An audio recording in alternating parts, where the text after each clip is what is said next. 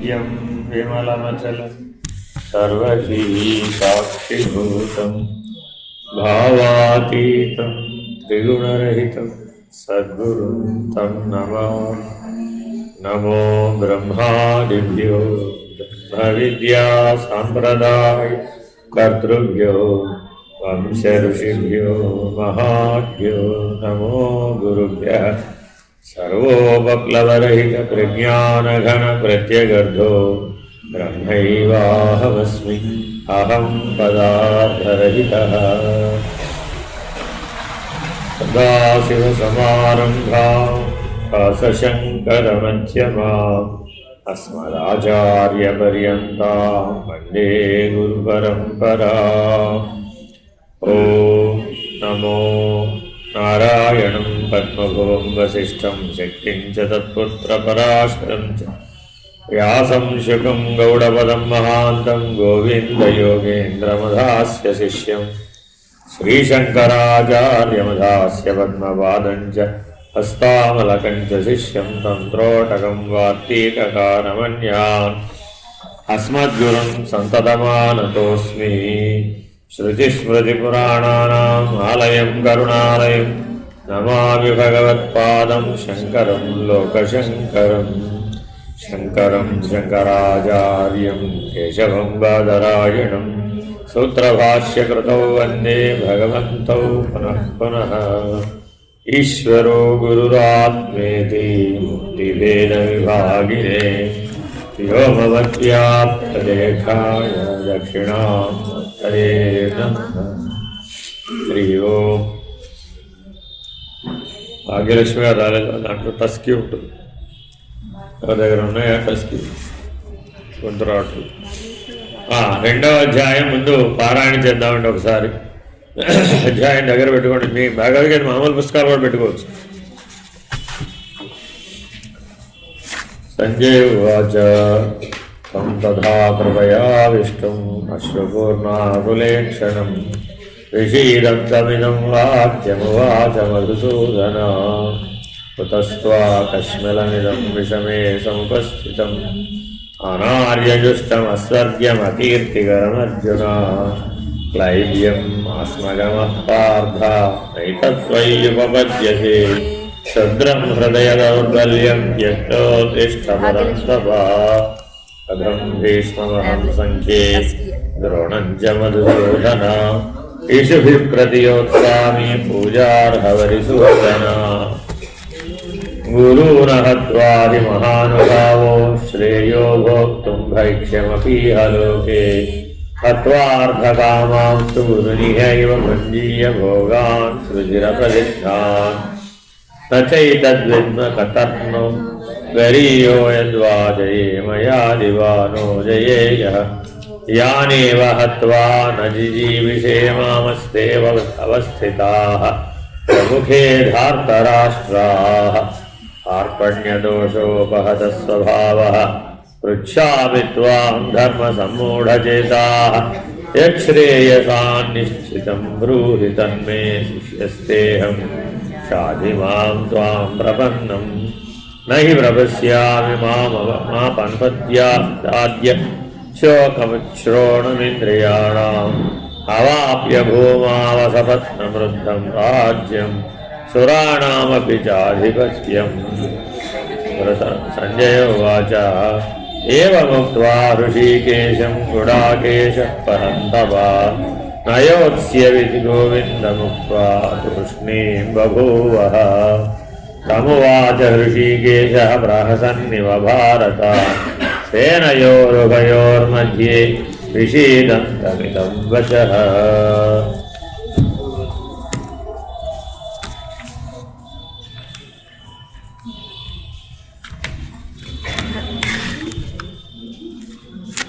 అశోచ్యాన్వశోచస్త్వం ప్రజ్ఞావాదాంశ భాషసే గతాశో న గతాశంశానానుశోచంతి పండితాః నత్యేవాహం జాతునాసం నత్వం నేమే జనాధిపాః నచైవ న భవిష్యామః సర్వే వయమతః పరం. దేహినోస్మిన్ యథా దేహి కౌమారం యవనం జరా तथा देहान्तरप्राप्तिर्धीरस्तत्र न मुह्यति मात्रा स्पर्शास्तु कौन्तेय शीतोष्णसुखदुःखदा आगमापायिनो अनित्यस्ता स्थितिक्षस्व भारत यं हि न व्यधयन्ते पुरुषं पुरुषर्षभा समदुःखसुखं धीरं सो अमृततत्त्वाय कल्पते नासतो विद्यते भावो नाभावो विद्यते सतः उभयोरपि दृष्टोऽन्तःस्तनयोस्तत्त्वदर्शिभिः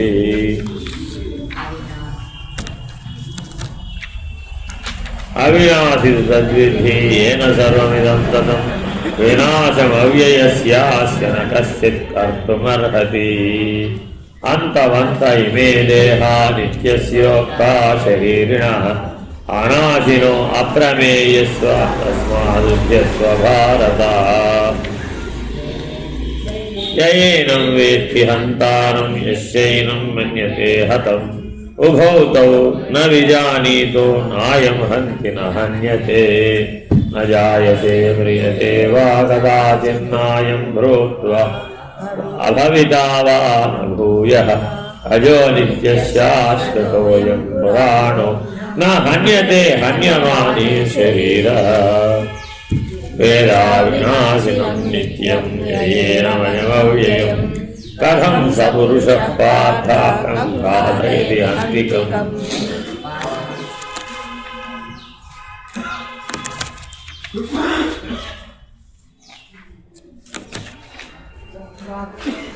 वासांसि जीर्णानि यथा विहाय नवानि गृह्णाति नरोपराणि तथा शरीराणि विहाय जीर्णानि अन्यानि संयाति नवानि देहि नैनं छिन्दन्ति शस्त्राणि नैनं दहति पावकः न चैनं क्लेदयन्त्यापो न शोषयति मारुतः अच्छेद्योऽयमदाप्योऽयम् अक्लेद्योऽयमशोष्य एव च नित्यः सर्वगतस्थाणुः अचलोऽयं सनातनः अव्यक्तोऽयमचिन्त्योऽयम् अविकार्योऽयमुच्यते तस्मादेवं विदित्वैनं नानुशोचितुमर्हसि जातस्य हि ध्रुवो मृत्युः ध्रुवं जन्म मृतस्य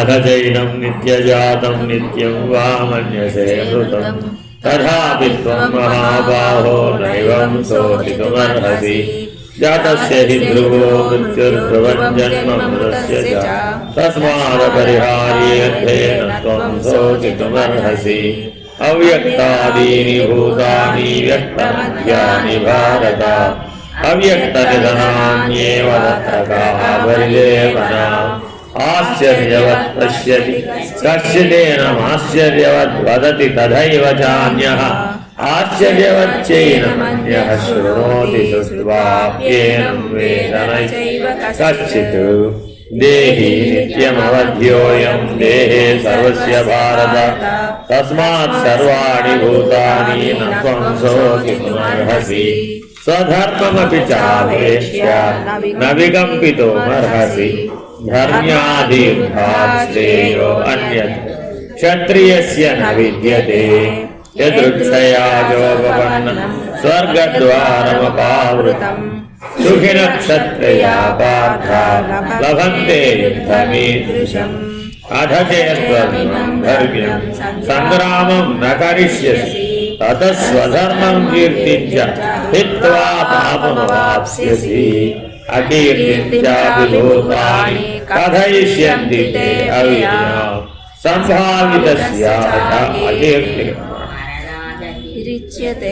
भयाद्रणादुपरतं मंस्यन्ते त्वां महारथाः येषां च त्वं बहुमतो भूत्वा यस्यासि लाघवम् अवाच्य वदांश्वादांश बहून्यद्विषन्ति तवाहिताः निन्दन्तस्तव सामर्थ्यं ततो दुःखतरम् हतो वा प्राप्स्यसि स्वर्ग्यं जित्वा वा भोक्ष्यसे महीम् यस्तस्मादुत्तिष्ठ कौन्तेय सुखाय सुखनिश्चयः सुखदुःखे समे कृत्वा लाभालाभौ जयाजयो ततो युद्धाय युज्यस्व नैवं पापमवाप्स्यसि। एषा ते अभिहिता साङ्ख्ये बुद्धिर्योगे त्विमां शृणु। युक्तो यया पार्थ कर्मबन्धं प्रहास्यसि। नेहाभिक्रमनाशो अस्ति प्रत्यवायो न विद्यते। स्वल्पमप्यस्य धर्मस्य त्रायते महतो भयात्। व्यवसायात्मका बुद्धिरेकेह गुरुनन्दन बहुशाखा ह्यनन्तास्य बुद्धियो व्यवसायिनाम्। यामिमां पुष्पितां वाचं प्रवद्यन्त विपश्चितः वेदवादरता पार्थ नान्यदस्ति विवादिनः। कामात्मनः स्वर्गपरा जन्म कर्म फलप्रदा क्रिया विशेषबहुलां भोगैश्वर्यगतिं प्रति। भोगैश्वर्यप्रसक्तानां तया बहृतचेतसां व्यवसायात्मिका बुद्धिः समाधौ न विधीयते। त्रैगुण्य विषया वेदा निस्त्रैगुण्यो भवार्जुन। निर्द्वन्द्वो नित्यसत्त्वस्थो निर्योगक्षेम आत्मवान्। यावानर्ध उदावाने सर्वतः संप्लुतोदके तावान् सर्वेषु वेदेषु ब्रह्मणस्य विचारतः।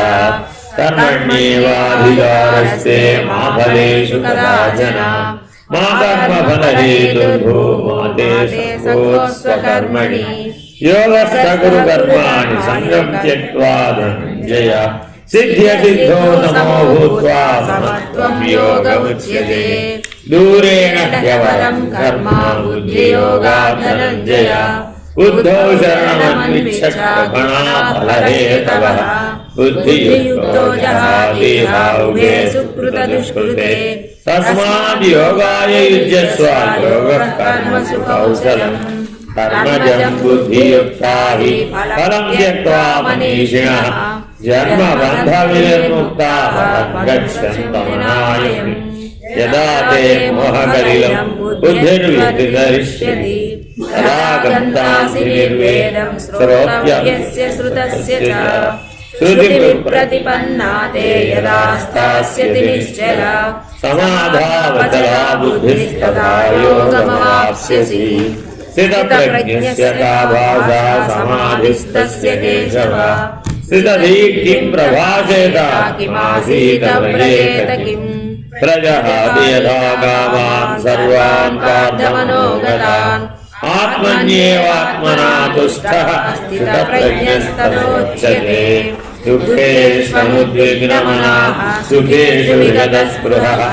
वीतरागभयक्रोधः स्थितधीर्मुनिरुच्यते। यः सर्वत्र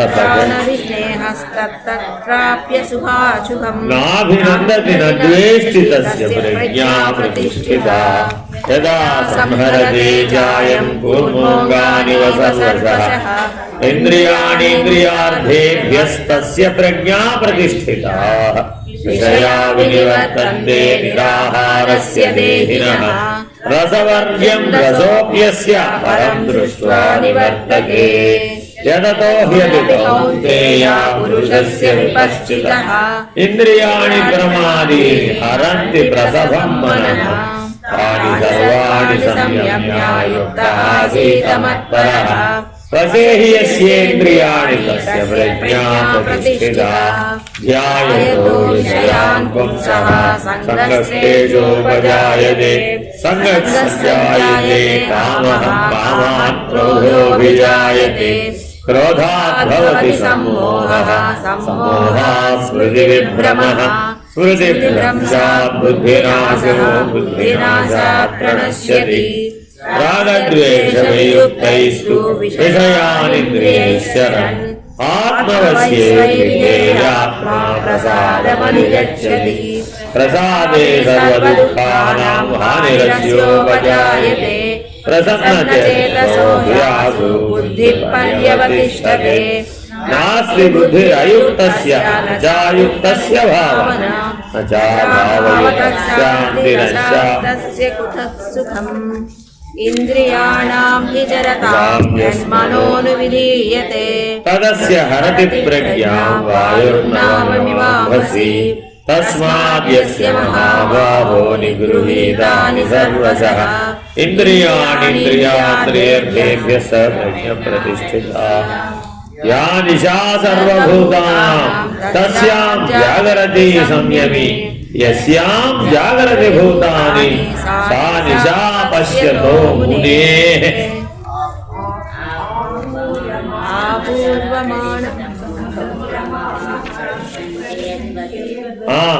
సరిగా చదవరే. ఆపూర్యమాణ అచల ప్రతిష్టం సంభ్రమాప ప్రవిశంతి యద్వత్ తద్వత్ కామాయం ప్రవిశంతి సర్వే సశాంతిమాప్నోతి న కామకామీ యహాయ కామాన్య సర్వాపుర్మ నిస్పృహః నిర్మమో నిరహంకారః స శాంతిమధిగచ్చతి. ఏషా బ్రాహ్మీ స్థితిః పార్థ నైనాం ప్రాప్య విముహ్యతి స్థిత్వా స్యామంతకాలేపి బ్రహ్మనిర్వాణముచ్యతే. హరి ఓం శ్రీ గురుభ్యో నమః. హరి ఓం. 69వ శ్లోకం అండి. యా నిశా సర్వభూతానాం అస్యాం జాగరతి సంయమీ యస్యాం జాగరతి భూతాని సా నిశా పశ్యతో మునేః. నేను ఒట్టి మౌన వ్రతం పట్టానండి సంవత్సర కాలం. మౌని అమావాస్య నుంచి మౌని అమావాస్య దాకా మీరు పోయినసారి చెప్పారు కదా అని వచ్చే మౌని అమావాస్యకి మీరు నా దగ్గరకు వచ్చారనుకోండి, ఆయన సాంఖ్యయోగంలో 69వ శ్లోకం చదువుకున్నావా అని అడుగుతాను. అంటే కేవలం మౌనం ఉండమనేనా అర్థం? ఇంకేమైనా చేయమనే? ఏం చేయాలో ఇందులో చెప్తున్నారు. అనగా తామస స్వభావం కారణంగా కలిగిన సర్వ పదార్థములను తెలియకుండా చేయనటువంటి రాత్రికి నిశ అని పేరు. నిన్న ఏమిటండి? మాస శివరాత్రి. అర్థమైందండి? నిన్న రాత్రి నిశ ఉందా లేదా? ఉంది. కానీ నిన్న రాత్రి ఎవరైతే మేలుకొని ఉన్నాడో, జాగరణ చేసి ఉన్నాడో వాడు ముని. అందుకని ప్రతి మాస శివరాత్రికి జాగరణ చేస్తాడు. మహాశివరాత్రికి అలాగూ చేస్తావు, ప్రతి మాస శివరాత్రికి జాగరణ చేస్తాడు. సరిపోదన్నాడు. యా నిశా, ఎప్పుడెప్పుడైతే రాత్రి వస్తుందో, ఎప్పుడెప్పుడైతే చీకటి వస్తుందో అప్పుడప్పుడల్లా నేను మేలుకొని ఉంటాను. యా నిశా సర్వభూతానాం, ఈ ప్రపంచంలో అన్ని భూతములకు, అన్ని జీవరాశులకు ఏమంటే రాత్రి ఎప్పుడు అడగంగానే ఈ పిల్లాడు చెప్తాడో చెప్పడం? అన్నిటి తర్వాత రాత్రి చీకటి పడిపోతాడు అంటాడా లేదా? అందరికీ చీకటి పడి అందరూ చీకటి అనే అనుభవంలో ఉన్న వాళ్ళు ఎవరైతే ఉన్నారో వాళ్ళల్లో ఎవరికైతే చీకట్లో సూర్యుడు ఉదయిస్తాడు, చీకట్లో సూర్యుడు ఉదయించాలట, సాధ్యమేనంటారు? అంటే ఆకాశంలో సెటిలైట్ పంపించి సూర్యుడు అంటే లాభంలా, చీకట్లో మీ లోపల సూర్యుడు ఉదయిస్తాడు ఈ యోగం వలన. అర్థమైందండి? ఈ యోగం వలన ఏం జరుగుతుందండి? మీ లోపల అందరికీ రాత్రే కానీ వాడికి పగలు, అందరికీ చీకటే కానీ వాడికి ప్రకాశం. అది ఇక్కడ చెప్తోంది. యా నిశా సర్వభూతానాం, అన్ని భూతముల యందును అవివేక రూపమైన ఈ నిశ కలదు. ఆ చీకటి దేనికి గుర్తండి? అవివేకం. అర్థమైందండి? రాత్రి మీరందరూ పడుకున్నారా పడుకోలేదా? మీ అందరు పడుకున్న తర్వాత మీ పక్కన ఒక్కొక్కరి పక్కన ఒక్కొక్క పాము పడుకుందట. మీకేమో తెలిసింది? నిద్రపోతున్నారండి. నిద్రపోతున్నప్పుడు మీ పక్కన ఎవరు పడుకున్నారు? ఒక పాము పడుకొని ఉందట. మీకు ఎవరికైనా తెలిసిందా తెలియలేదా? ఇప్పుడే ఆల్రెడీ నిద్రపోతున్నారు చూడండి గోల్డ్ మంది. అప్పుడు నిద్రపోవడం కాదు, అలసిపోయారు పాపం. పొద్దునగా లేచారు, ఎండలో ఉన్నదండి, అవకాశమే లేదు. అదే చెప్పేది మీకు. మీరు ఎప్పుడైతే శరీరమే నేనుగా జీవిస్తారో అది మిమ్మల్ని స్వాధీనం చేసుకుంటుంది. మీరు మీ స్వాధీనంలో ఉండలేరు. శరీరమే నేనుగా జీవించేవాడికి చీకటి తొలగదు. శరీరం నా స్వాధీనంలో ఉన్నది అన్నవాడికే చీకటి తొలగదు, లేకపోతే తొలగదు. మిమ్మల్ని ఏదో ఒక క్షణంలో రేపపాట్ల వశం చేసేసుకుంటున్నది, మీకు తెలియదు. అలా కూర్చున్నట్టే పడిపోతాడు, అంతే. నిలబడ్డే నిద్రపోతాడు. మీరు చూడండి, కావాల్సి వస్తే నైట్ టైం ట్రైన్లో ట్రావెల్ చేస్తుంటారు, జనం కిక్కిరిసిపోయి ఉంటారండి. వాడు ఆ బల్లో ఈ బల్లో ఏదో ఒకటి పట్టుకుని అలాగే నిద్రపోతాడు. నిలబడి కూడా నిద్రపోతాడు, సందేహం లేదు. ధ్యానం అనే పేరు మీద అద్భుతంగా నిద్రపోతాడు, సమాధి అనే పేరు మీద ఇంకా బాగా నిద్రపోతాడు, పడదలేదు. కాబట్టి జీవితం అన్న సగభాగము నిద్రకే సరిపోవు. 50 సంవత్సరాలు గోవింద దానికి. అందుకని మొదటి హెచ్చరిక ఎక్కడ చేశాడు? ఇప్పుడు మానవుడు మొట్టమొదటి పరిణామం ముని అవుతాడు. జ్ఞాన మార్గంలో మొట్టమొదటి పరిణామం ఏమవుతాడండి? ముని. ముని అయిన వాడే యోగి అవుతాడు, యోగి అయిన వాడే ఋషి అవుతాడు, ఋషి అయిన వాడే మహర్షి అవుతాడు. గుర్తుపెట్టుకోండి, ముని, యోగి, ఋషి, మహర్షి. మానవుడే సాధించగలడు ఇది. కాకపోతే ఏముండాలి? కృషి. ఏముండాలండి? కృషి. అందరికీ ఉపదేశం ఏం చెప్తాం? నాయన కృషి చేయండి, ఆయన సాధన చేయండి ఆయన అంటాం. కృషి అంటే ఏమిటి? అర్థం ఏంటి? ఇప్పుడు ముని అయ్యేంత వరకు, యోగి అయ్యేంత వరకు, ఋషి అయ్యేంత వరకు, మహర్షి అయ్యేంత వరకు కృషి చేయాలి. అవివేకము చేత ఈ నిశ కలదు. అందుచేత ఈ నిశ అను దానిని గురించి విపులముగా తెలియవలసి ఉన్నది. స్థితప్రజ్ఞత్వమునకు విషయముగా ఉన్న ఏ పరమార్థతత్వము కలదో ఆ పరమార్థతత్వము జ్ఞేయము. మనందరం జ్ఞాన మార్గంలో ఉన్నామంటే మనందరికి ఏమున్నట్టు? ఒక జ్ఞేయం ఉన్నది. ఆ జ్ఞేయం ఏమిటి? పరమాత్మ. ఆ జ్ఞేయం ఏమిటి? పరబ్రహ్మ. అది ఎప్పుడైనా మారిపోతుందా? అది మారదు. ఆ జ్ఞేయం ఎప్పుడూ మారదు. మనమే ఎప్పటికైనా ఆ మారని దాన్ని తెలుసుకోవాలి. తెలుసుకునే ప్రయత్నానికే సాధనని పేరు. దానికే తెలుసుకున్నాను అన్నావు అనుకోండి, నిర్ణయం అయిందనుకోండి, అప్పుడు జ్ఞానం. జ్ఞాత జ్ఞానముతో జ్ఞేయమును తెలుసుకుంటున్నాడు. జ్ఞాత అంటే ఎవరు? ప్రయత్నం చేసేవాడు. అర్థమైందండి? దేంతో ప్రయత్నం చేయాలి? జ్ఞానంతో ప్రయత్నం చేయాలి. జ్ఞానం అంటే ఏమిటి? ప్రకాశం. జ్ఞానం అంటే ఏమిటి? ప్రకాశం. కాబట్టి ఏదైనా పాఠం చెప్పేటప్పుడు అక్కడ ఒక దీపం ఉండాలా వద్దా? సాక్షి అనమాట. దాన్ని సాక్షి చైతన్యము అంట, సాక్షి ప్రకాశము అంట.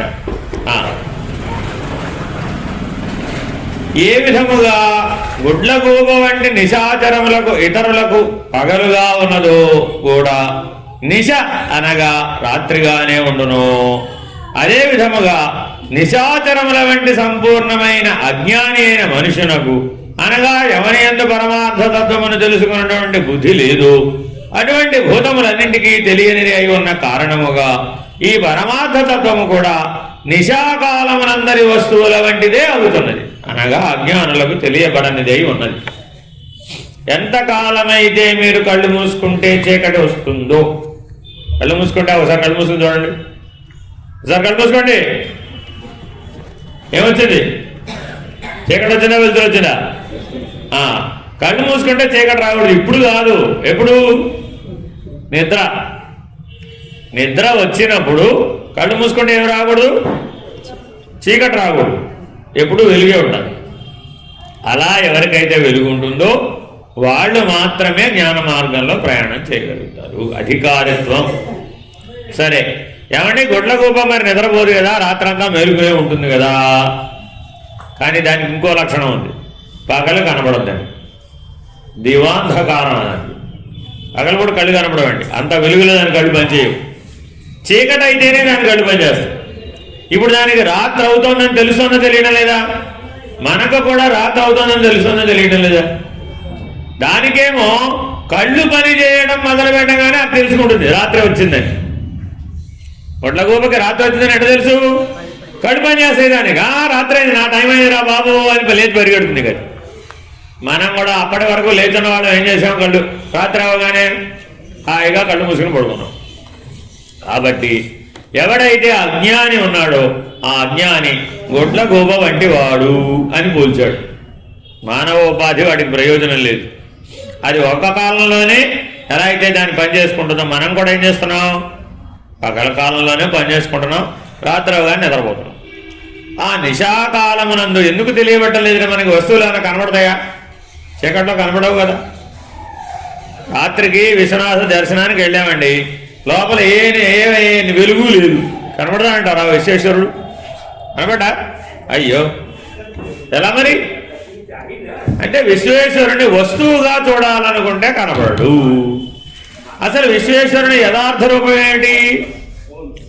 ఆ పాతాళనభస్తనాంత భువనత్ బ్రహ్మాండమా విస్ఫురత్ జ్యోతిస్ఫాటికలింగమౌళి విలసత్పూర్ణేందు అంతామృతై హస్తోగాప్లుతమేకమీశమనిశం రుద్రానువాకాంజపన్ అంటున్నా లేదా ధ్యాన శ్లోకంలో? మరి అంటే 14 భువన భాండములంతటా వ్యాపించి ఉన్నటువంటి వెలుగు, ఆ ప్రకాశం ఏదైతే ఉందో, ఆ జ్యోతిర్మయ స్వరూపం ఏదైతే ఉందో అదయ్యా బాబు విశ్వేశ్వరుడు. అక్కడికెళ్ళి ఇప్పుడు శివలింగం ఎక్కడుందా అని తడుముకుంటూ ఉంటాడు. అర్థమైందండి? అది ప్రయోజనం లేదు. స్థితప్రజ్ఞునికి అనగా జితేంద్రియునకు అనగా తన ఇంద్రియములన్నింటినీ తన వశమునందుంచుకున్న యోగికి పగటి యందు తోచు వస్తువుల వంటిదిలా అవుతున్నది. అనగా పరమార్థతత్వము తెలియబడుతున్నది. గ్రాహ్య గ్రాహక వస్తుభేద రూపమును తెలియనివ్వకుండా ఉంచు చేయు రాత్రి యందు కూడా స్వప్నమునందు కూడా సర్వమును ఎరుగుతున్న మానవుని వలె స్థిర బుద్ధి కలిగి ఉన్న యోగి సర్వదా అనగా రాత్రి పగలు అని భేదము లేకుండా ఆ పరమార్థతత్వమును తెలుసుకొనుతూనే ఉండు. అందుచేత ఇప్పుడు తేలిన సారాంశం ఏమనగా అవిద్యావస్థ ఎందున్న అజ్ఞాని అయిన మానవుడు పరమార్థమును తెలియజాలక కర్మలు చేయుటయందే నిమగ్నుడై ఉండు. ఎంతసేపు మనకేమనిపిస్తుంది? ఏం చేయమంటారండి? ఏం చేయమంటారు? కర్మలయందు నిమగ్నమైనటువంటి వాడు ఎప్పటికీ కూడా ఈ సత్యాన్ని గ్రహించలేడు. మరి ఏం చేయమంటారండి? ఊరకుండువాడు ఉత్తమ యోగి. లోపల, బయట కాదు, సాక్షిగా ఉండాలి. అనగా పరమార్థతత్వము ఎరింగిన పురుషుడు ఆ విధముగా కర్మల చేయుడు యందు నిమగ్నుడు కాడు. ఏ విధముగా సూర్యోదయము కాగానే అంధకారమంతయు పటాపంచలైపోవును, అదే విధముగా పరమార్థతత్వ జ్ఞానము కలుగగానే అజ్ఞానము మరియు ఆ అజ్ఞానం వలన తోచు సకల పదార్థములన్నీ తొలగిపోవు, అనగా కనబడకుండా పోవు. జ్ఞానోత్పత్తి జరగక పూర్వము ప్రమాణ బుద్ధి చేత గ్రహించబడు అవిద్యయే అనగా అజ్ఞానమే క్రియగాను కారణముగాను ఫలముగాను అనేక రూపభేదములతో తోచుచు సర్వ విధములైన కర్మలు చేయుటకు చేయించుటకు కారణం అవుతున్నది.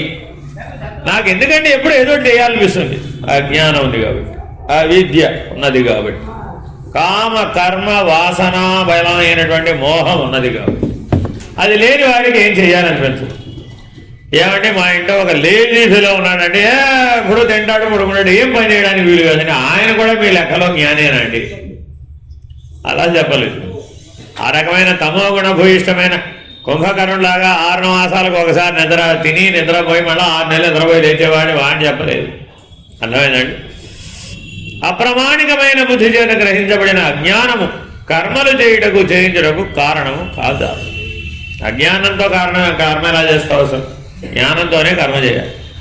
ఎలాగైనా ప్రమాణ స్వరూపమైన వేదము నేను ఫలానా కర్మలు చేయవలననియు ఫలానా కర్మలు చేయరాదనియు చెప్పి నిర్ణయించింది కదా. మరి వేదం ఏం చేసింది? ఈ కర్మలు చేయాలి, ఈ కర్మలు చేయదు, ఇది ధర్మం ఆచరించాలని చెప్పినా లేదా? చెప్పినప్పుడు ఏం చెప్పింది? అన్నీ కూడా ఆ జ్ఞానాన్ని అనుసరించే చెప్పి ఎవరికి ఈ దృశ్యమంతయు రాత్రి వలె అజ్ఞాన రూపమైనదని తెలియనో అటువంటి జ్ఞానికి సర్వకర్మ సన్యాసమునందు అధికారము కలిగి. ఎవరికైతే నిద్రలో కూడా వెలుగే ఉన్నదో వాడు ఏ కర్మ చేయవలసిన అవసరం ఉండదు. కర్మయే వాడిని వదిలేస్తుంది. సర్వకర్మ సన్యాసం కలుగుతుంది. అతనికి ప్రవృత్తి లేదు కాబట్టి. ఎప్పుడు వదిలేసినాడు? అది ప్రవృత్తి లేదు అసలు అతనికి. ఏముంది? నివృత్తి లక్ష్యమైన పరమార్థం ఒక్కటే కనబడుతుంది. పరమాత్మ ఒక్కటే కనబడుతుంది, ప్రపంచం కనబడలేదు. ఈ విధముగా తద్బుద్ధ్యస్తదాత్మన మొదలగు శ్లోకముల ద్వారా అటువంటి ఆత్మజ్ఞానికి అధికారము జ్ఞాననిష్ట ఎందే చెప్పబడెను. అర్థమైందండి? కాబట్టి మీరందరూ ఈ మౌని అమావాస్య నాడు ఈ ఉత్తమమైనటువంటి మునిగా జీవించడం ఎలాగా? అర్థమైందండి? ఆత్మజ్ఞానికి కర్మల యందు అధికారం లేదు.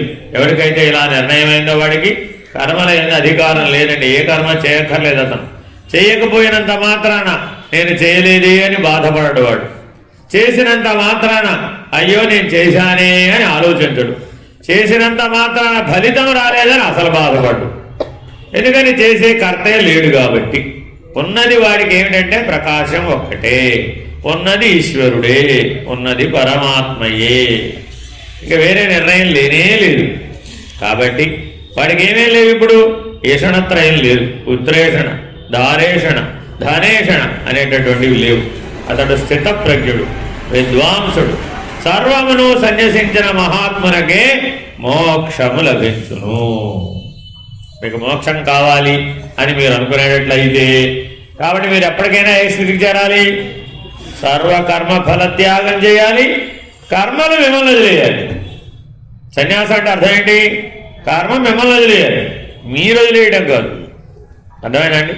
నేను చిన్నప్పుడు ఉయ్యాల్లో ఊగాను, ఇప్పుడు ఉయ్యాల్లో ఊగటం లేదు కదండి, ఉయ్యాలని త్యాగం చేశాను, కాబట్టి నాకు మోక్షం వచ్చినట్టేనండి అంటే లాభం లేదు. అంతేనా కదా? చిన్నప్పుడు ఊగినతో పాలు తాగాను, ఇప్పుడు ఊగిన వాటం లేదు కదండి, కాబట్టి నాకు మోక్షం వచ్చినట్టేనా? అట్టా ఏం కుదరదు. అర్థమైందండి? కాబట్టి మనలో ఏముండకూడదండి? ప్రవృత్తి, కర్మ ప్రవృత్తి యందు అభిలాష ఉండకూడదు. అప్పుడే మనం మోక్ష మార్గంలో పరిణామం చెందుతాం. తప్పక ఈ శ్లోకాన్ని పునః అనుసంధానం చేసి ఈనాటి సత్సంగాన్ని విరమిద్దాం. ఏమంటే ఎందుకు అన్నీ చదివించి ఒక శ్లోకమే చెప్తున్నాను? అన్నీ చెప్పచ్చు కదా? అన్నీ చెప్పాలా? ఒకటే చెప్పాలా? ఒక్కటైనా సరిగ్గా చెప్పాలి. అర్థమైందండి? నా పద్ధతి అది. అన్నీ మొదటి నుంచి చివరి దాకా చెప్పాలి అంటే మీరు ఇక్కడే ఒక సంవత్సరం ఉంటే చెప్పచ్చు. యా నిశా సర్వభూతానాం అస్యాం జాగరతి సంయమీ యస్యాం జాగరతి భూతాని సా నిశా పశ్యతో మునే. Very very important. ఈ శ్లోకాన్ని నాకు 20 ఏళ్ల వయసు ఉన్నప్పుడు పుట్టపర్తి వెళ్ళి సేవాదాలుగా పనిచేస్తే ఒక ఆయన నాకు నైట్ డ్యూటీ వేస్తే, ఆ నైట్ డ్యూటీలో ఏం చేస్తావు అని అడిగారు. ఏం చేయడానికి అక్కడ నైట్ డ్యూటీలో ఏం చేయడానికి ఉండదండి, సుఖం అనమాట. అది మేలుకొని కూర్చుంటే చాలంటే. ఎప్పుడు ఆ గేట్ కీపర్ ఉద్యోగం ఇస్తారు, ఆ వెనకాల అందరూ నిద్రపోదు. నైట్ ఎవరు రారుగా బయటికి అసలు. కాబట్టి ఆ గేట్ జాగ్రత్తగా సంరక్షించుకుంటే చాలు. ఎవరిని లోపలికి పోనివ్వకూడదు, లోపల ఉన్నవాడిని బయటికి రానివ్వకూడదు. ఒకవేళ లోపల ఎట్టా జరిగితే రాసుకోవాలన్నమాట. కాబట్టి వీడు ఇచ్చిన 12 గంటలు మేలుకోవాలి. 8 to 8 అనమాట. రాత్రి 8కి వెళ్ళాలి, మళ్ళీ పొద్దున 8 దాకా ఉంటుంది అనమాట. అర్థమైందండి? ఆయన వెళ్ళిపోయేటప్పుడు నాకు గుర్తు చేశాడు అనమాట. ఏం చేస్తావు రాత్రికి అన్నాడు. ఏముందని చేయడానికి ఏమీ లేదు. అయ్యయ్యో ఒకరోజు వేస్ట్ అయిపోయినాడు. ఏంటి ఒకరోజు వేస్ట్ అయిపోయింది అంటాడు అనుకున్నా.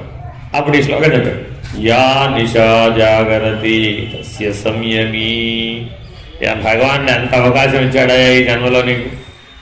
10 రోజుల పాటు నిన్నెవడు పలకరించే నాథుడు ఉన్నాడు. ప్రపంచంలో అందరు నిద్రపోతూ ఉంటారు, కానీ నువ్వు మాత్రం మేలుకొని ఉంటావు.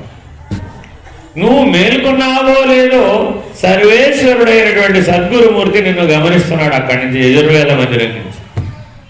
నువ్వు నిద్రపోతే నీకైనా తెలియకపోతున్నా ఆయనకి తెలుస్తుంది. నీ లోపల ఉన్న భగవంతుడికి తెలుస్తుంది నువ్వు నిద్రపోతున్నాడు. కాబట్టి నీవు భగవంతుని స్థితి యందు మేలుకొని ఉండడానికి ఇది ఉత్తమమైన కాలం. 10 రోజులలో నువ్వు యోగి అయిపోవచ్చు. భోగి నుంచి యోగిగా మారిపోయే సదవకాశం ఒకరోజు పోయింది. ఇప్పటికి మిగిలిన 9 రోజులన్నా వాడు అని చెప్పాడు. ఇప్పుడు మరి ఆయన మహానుభావుడైనా కదా? లేకపోతే మనకు తెలుస్తుందా? నాకు తెలుసు అప్పటికి భగవద్గీత రాదా? నాకు వచ్చి అప్పటికే 15 ఏళ్ళకే వచ్చు భగవద్గీత. కానీ ఆ సమయానికి స్ఫురించలేదు. అర్థమైంది? ఆయన స్ఫురించాలా అవుతా? మరి స్ఫురించాలి.